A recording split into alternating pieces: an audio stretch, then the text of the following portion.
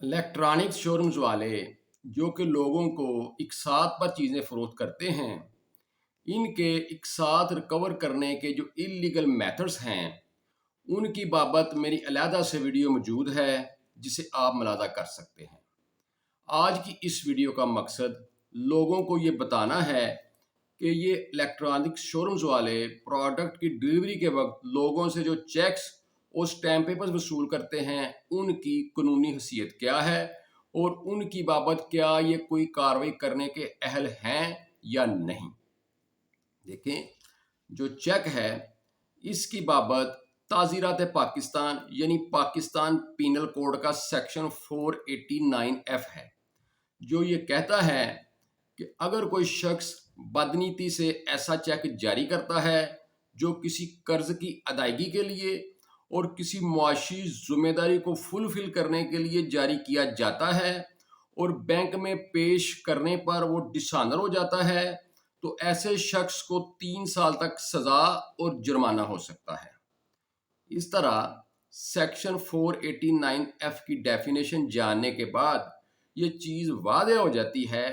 कि चेक जो है वो सिर्फ दो मकसद के लिए अगर जारी किया गया हो, जिनमें एक किसी कर्ज की अदायगी और दूसरा किसी फाइनेंशियल जिम्मेदारी को फुलफिल करना, इन दो मकसद के लिए अगर चेक जारी किया गया हो तो वो सेक्शन 489F की डोमेन में आता है और उसकी बाबत FIR दर्ज हो सकती है। अगर इन दो डेफिनेशंस में वो चेक फॉल ना करता हो तो उसकी बाबत FIR दर्ज नहीं हो सकती। कर्ज की अदायगी तो जैसे सुनने में ही क्लियर है कि अगर किसी ने किसी से कर्जा लिया है और उस कर्जे को वापस करना हो तो वो कर्ज की अदायगी होती है, जबकि किसी ऑब्लिगेशन को फुलफिल करना यानी किसी मुआशी जिम्मेदारी को फुलफिल करना ये है कि अगर किसी शख्स का किसी से कोई लेन देन है और आपस में मुकम्मल हिसाब किताब क्लियर करने के बाद विद फ्री कंसेंट जो है वो चेक जारी किया जाता है, जो कि तमाम हिसाब किताब क्लियर होने के बाद फ्री कैन में तय हो जाता है। विद फ्री कंसेंट वो चेक जारी किया जाता है कि अब मेरे ज़िम्मे ये पैसे हैं, इन पैसों की अदायगी के लिए ये मैं दूसरे शख्स को चेक दे रहा हूँ, तो ये एक मुआशी जिम्मेदारी को फुलफिल करना होता है। तो इसलिए ये जो इलेक्ट्रॉनिक्स शोरूम्स वाले हैं, जब ये चेक लेते हैं तो ये प्रोडक्ट की डिलीवरी के वक्त ही चेक ले लेते हैं इस नीयत से कि अगर इसने हमारी कोई किस्त शार्ट की तो हम इस चेक को फुलफिल करके इसमें मेमो लगा के तो इसके खिलाफ कार्रवाई कर सकते हैं। तो इस तरह उनका चेक जो है वो एज ए सिक्योरिटी होता है, एज ए गारंटी होता है,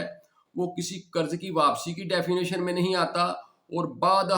हिसाब किताब किसी मुआशी जिम्मेदारी को फुलफिल करने की बाबत नहीं होता। तो इसलिए उनके जो चेक्स हैं जो उन्होंने लोगों से लिए होते हैं वो सेक्शन 489F की डोमेन में फॉल नहीं करते, वो as a guarantee as a security check हैं, इसलिए उनकी बाबत FIR दर्ज नहीं हो सकती। जो गारंटी के और सिक्योरिटी के चेक होते हैं वो सेक्शन 489F की डोमेन में नहीं आते,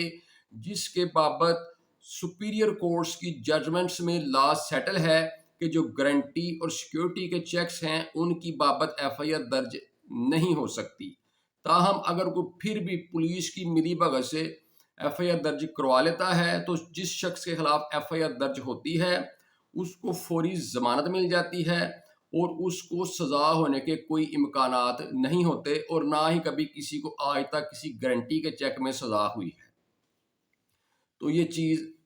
बिल्कुल क्लियर है, इनके चेक्स जो हैं वो गारंटी के हैं, सिक्योरिटी के हैं। फिर इनके चेक्स की बाबत देखें कि जब ये चेक्स लेते हैं तो ये ओपन चेक ले लेते हैं, उस पे ये ना कोई अमाउंट लिखते हैं ना कोई डेट लिखते हैं, बिल्कुल दस्तखत करवा के तो खाली चेक ले लेते हैं।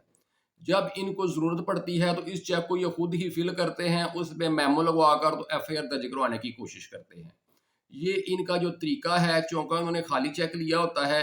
वो गारंटी चेक में फॉल कर जाता है और वो सेक्शन 489F की डोमेन में नहीं आता।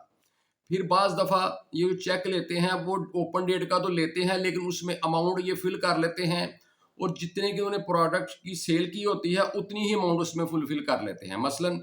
अगर इन्होंने 60,000 की चीज़ फरोख्त की है तो उस पर 60,000 ही चेक पे फिल कर लेंगे, जबकि ये पहली किस्त 5,000 की सूरत में अगर वसूल कर लेते हैं تو بقایا تو 55,000 رہ جاتے ہیں، تو پھر یہ 60,000 کا چیک تو نہیں لے سکتے اور نہ ہی اس کو کہیں پریزنٹ کر سکتے ہیں، کیونکہ چیک کی جو اماؤنٹ ہے وہ تو انہوں نے کسی سے لینی ہی نہیں۔ جب انہوں نے 5,000 پہلے وصول کر لیے، بقایا 55,000 رہ گئے، تو چیک میں جو اماؤنٹ لکھی ہوتی ہے وہ ٹوٹ چکی ہوتی ہے، اس لیے اس چیک کی بابت بھی یہ کوئی ایف آئی آر درج نہیں کروا سکتے، کیونکہ اس چیک کی بابت انہوں نے رقم ہی نہیں لینی، تو اس لیے وہ چیک بھی جو ہے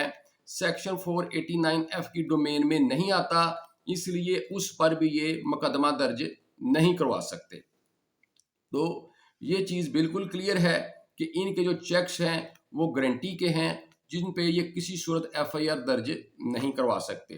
پھر چونکہ ان کے چیک گارنٹی کے ہوتے ہیں، ایز اے سیکیورٹی ہوتے ہیں، تو اس لیے چیک کی بابت ایک اسپیشل دعویٰ ہوتا ہے جو کہ ڈسٹرکٹ کورٹ میں زیر آرڈر 37 رول 12 ضابطہ دیوانی دائر کیا جاتا ہے، وہ سمری ٹرائل کی صورت میں چلتا ہے اور اس کا فوری فیصلہ کر دیا جاتا ہے، جس میں اگر کسی کو ڈیفینس کا موقع دیا جائے تو اس سے پہلے جو ہے وہ شورٹی بھی لی جاتی ہے۔ یہ وہ دعویٰ بھی نہیں کر سکتے، کیونکہ ان کے چیک جو ہوتے ہیں وہ ایز اے گارنٹی اور ایز اے سیکیورٹی ہوتے ہیں، اور جو گارنٹی کے چیکس ہوتے ہیں ان کی بابت آرڈر 37 کا دعویٰ بھی نہیں دائر کیا جا سکتا۔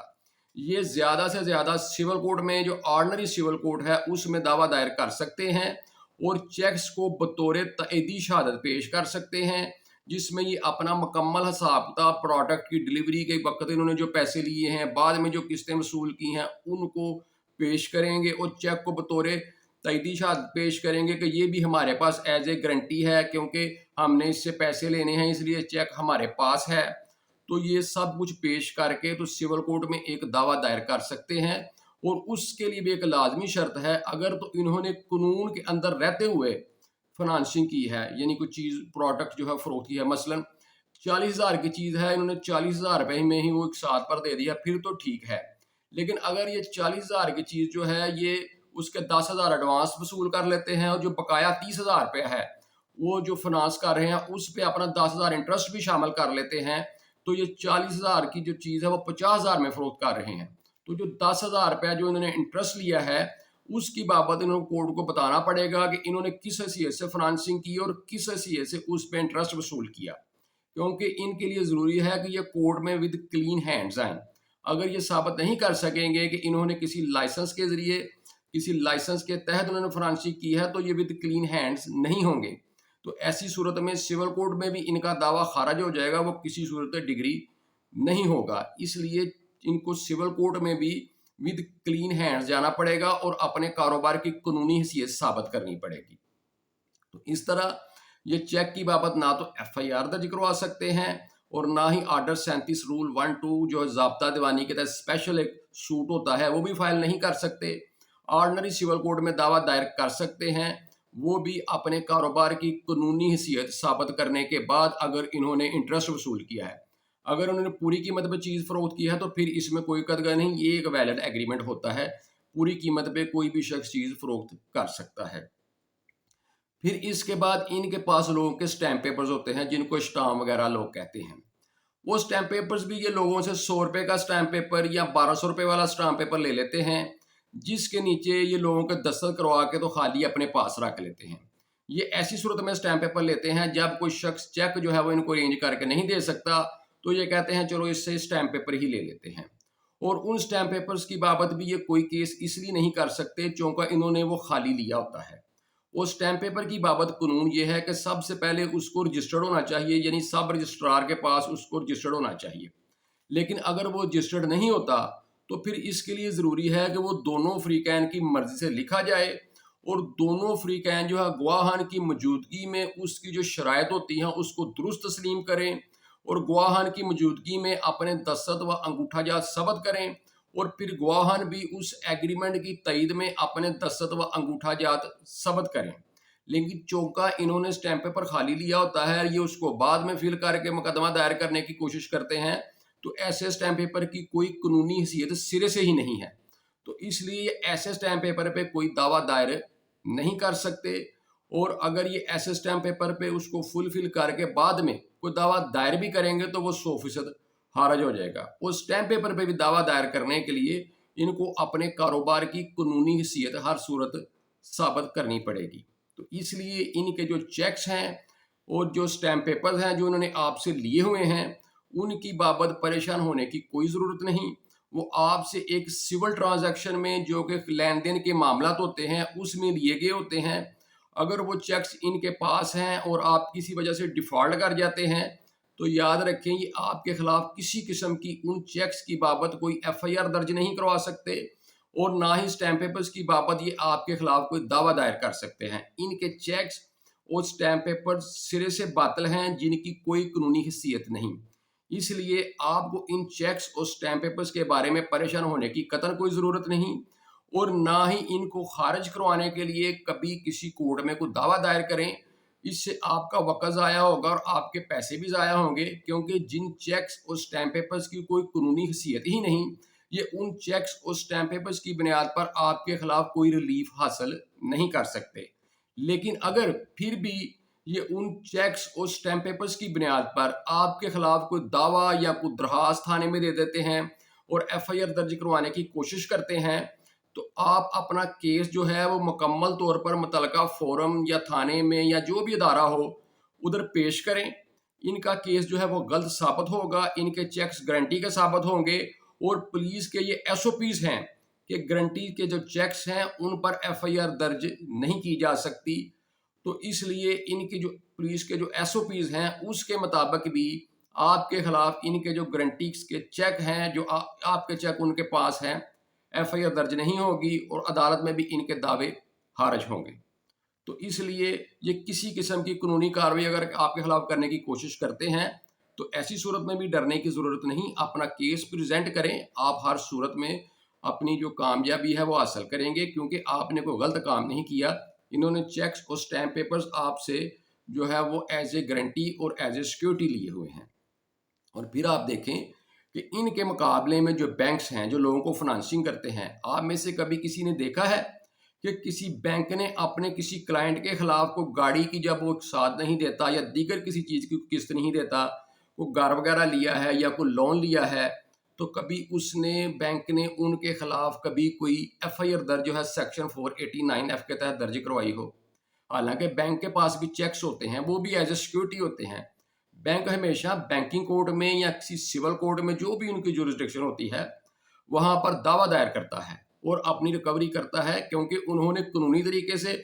وہ فنانسنگ کی ہوتی ہے, اس لیے وہ دعویٰ دائر کر کے تو اپنی ریکوری کرتے ہیں اور کر سکتے ہیں. لیکن یہ تو چونکا انلیگلی فنانسنگ کرتے ہیں, اس لیے یہ جو چیکس ہوتے ہیں گارنٹی کے ان کا سہارا لے کے لوگوں کو ہراساں کرنے کی کوشش کرتے ہیں اور پھر جو ہے وہ ان کی بابت لوگوں کو ڈرا کر اپنی ریکوری کرتے ہیں یا کرنے کی کوشش کرتے ہیں. تو اس لیے ان سے گھبرانے اور پریشان ہونے کی ضرورت نہیں. آپ کے پاس مکمل قانونی چارہ جوئیاں موجود ہیں.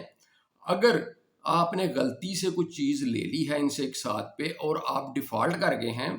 تو ان کے پاس جو آپ کے چیکس ہیں اور اسٹیمپ پیپرز ہیں ان کی وجہ سے مت گھبرائیں اور مزید قرضے مت اٹھائیں, اپنے آپ کو مزید قرضوں کے جال میں مت پھنسائیں. اس سے آپ کی زندگی مشکل سے مشکل تر ہو جائے گی. ضرورت اس امر کی ہے کہ آپ یہ چیز سمجھیں کہ ان کے جو چیکس ہیں اور جو اسٹیمپ پیپرز ہیں جو انہوں نے آپ سے لیے ہوئے ہیں وہ گارنٹی کے ہیں, شورٹی کے ہیں, ان کی بابت قطعاً کوئی کاروائی نہیں ہو سکتی. آپ نے ایک سول ٹرانزیکشن کی ہے, آپ نے لین دین کیا ہے, کوئی جرم نہیں کیا.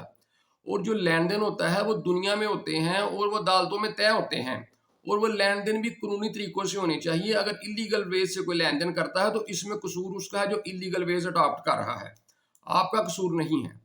تو اس لیے ان کے چیکس جو ہیں ان کی کوئی قانونی حیثیت نہیں, اسٹیمپ پیپرز کی کوئی قانونی حیثیت نہیں. ان سے پریشان ہو کر گھروں سے بھاگنے سے یا دیگر کو مصیبتیں اٹھانے سے باز رہیں. آپ کو مکمل طور پر قانونی تحفظ حاصل ہے. یہ آپ کے خلاف چیکس اور اسٹیمپ پیپرز کی بابت قطعاً کوئی قانونی کارروائی نہیں کر سکتے.